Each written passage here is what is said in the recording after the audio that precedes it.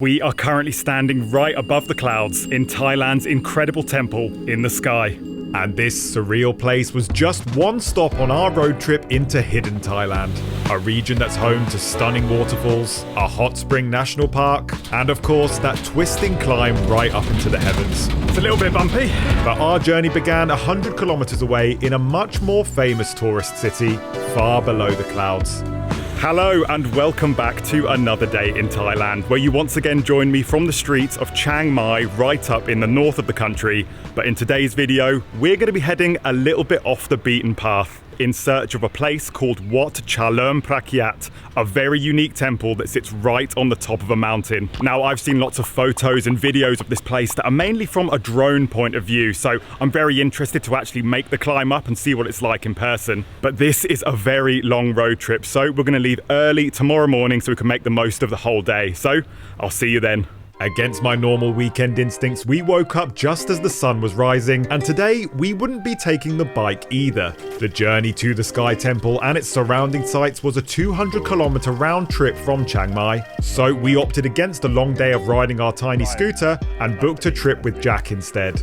As well as driving and taking tours, he also runs his own porridge and coffee shop in Chiang Mai Old City, meaning that as well as being a very knowledgeable guide, he also knew all of the best spots to caffeinate along the way, which is also very important. We followed the road away from Chiang Mai and into the countryside on the outskirts of Lampang, and it wasn't long until we pulled over for our first stop at a little roadside market. But this ain't your local 7-Eleven. This place was the real deal with real local products, not a pair of elephant pants in sight.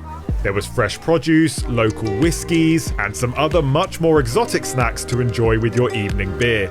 After that, we continued our journey towards our main target of the day. Northern Thailand is home to hundreds of mountaintop pagodas. The popular Doi Suthep above Chiang Mai is a firm fixture of any tourist itinerary, but this place is much more inaccessible and far less known to Western tourists, and it sits on this quiet mountaintop way above the roadside.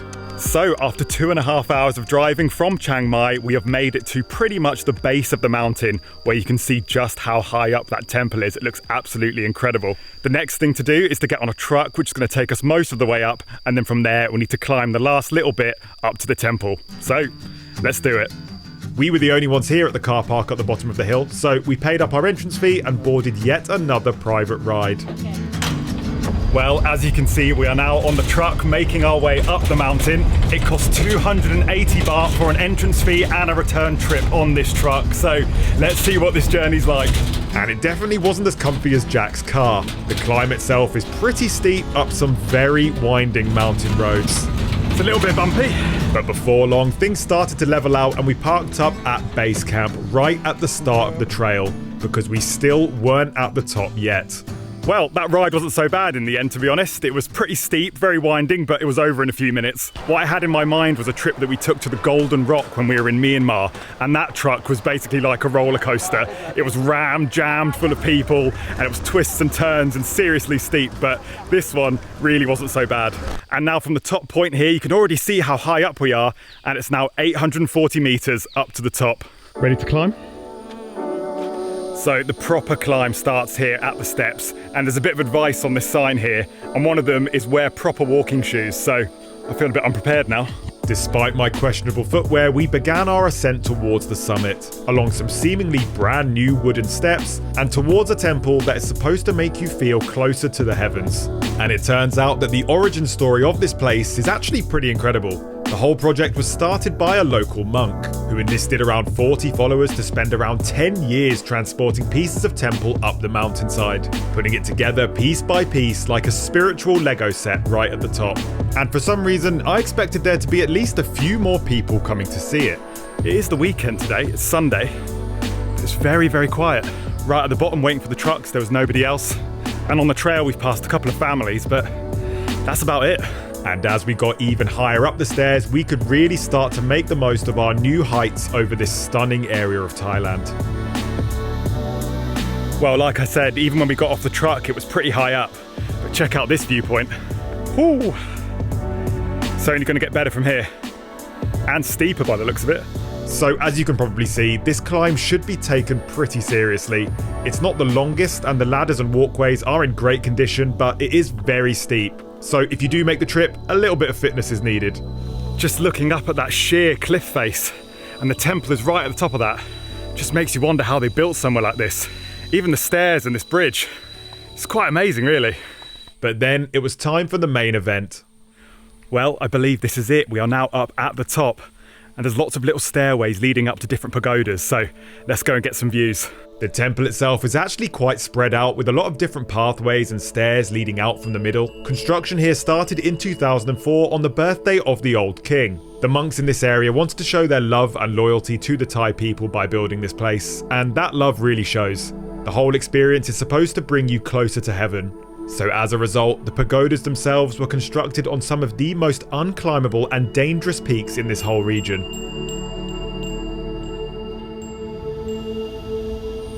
Well, well, well, I'm pretty sure this isn't even the main viewpoint, but look how stunning this is. It's incredible. We're even higher than the nearby peaks. It's like we're flying over the top of it.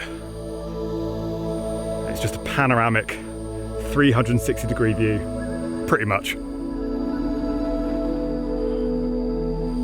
You can see that one of the little white stupas on the cliff over there has actually fallen over, maybe in some high winds.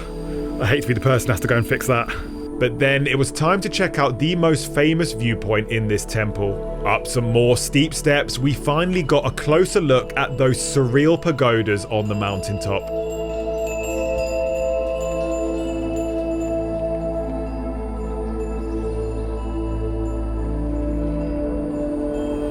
Well, this part up here is definitely the real deal. This is the postcard shot, where you can look right across the spires, the tops of the mountain, and see those white pagodas.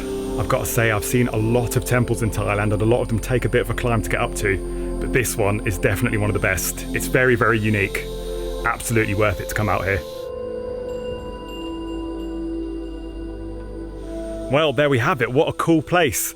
Definitely worth the early start from Chiang Mai and definitely worth the long road trip. But today is not over yet. We're now going to get down the mountain, back on the truck, we're going to grab something to eat, and then head to a very cool national park, which has a waterfall and some hot springs. I wasn't quite sure how I felt about the idea of hot springs in the Thai heat, but Emma seemed happy enough. We climbed down the steps, got back into the truck, and followed the bumpy trail back down to where Jack was waiting.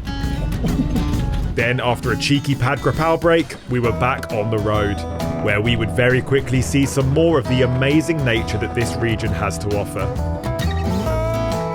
Well, after 45 more minutes of driving, we've just arrived into the Chae Son National Park. It was about 470 baht in total for all of the entrance fees and the car parking charge, and this place is famous for two different reasons. The first one being the waterfall of the same name. The Chae Son Waterfall is just down this trail along the stream, and I think it's going to be pretty cool. The first part of this waterfall hike was very gentle and flat with bridges over the river, so it didn't take us long to reach the first set of falls. Well, after a very short walk, we've made it to the waterfall. How cool is that? And this falls and pool is only one level. You can go a bit higher up and see even more of this thing. It's pretty stunning. And from here, the climb does get a little more challenging. Tell you what, those hot springs are going to feel good after all this climbing today. But it's still worth that extra bit of effort to reach all of the higher stages. Well, it just keeps going and going. The higher you climb up, the more waterfalls there seem to be. It's really stunning here. Well, that is yet another beautiful, beautiful stop. This place is definitely worth climbing up to see all of the different levels. The only downside is that you're not allowed to swim in any of the water here, but luckily this national park has another spot where you can have a little dip. And it wasn't just any old dip either. This place is most famous for its natural hot spring pools, with water reaching up to 42 degrees Celsius. Oh, you can really smell that eggy hot spring sulphur here. And it's not just that though, you can actually buy a basket of eggs here and sit them in the onsen to cook a boiled egg, so maybe that's part of the smell too. You can buy yourself a basket of eggs here on site or just take a walk around the different pools. You can't actually swim in these ones, but don't worry, it's not just the eggs that can take a bath here.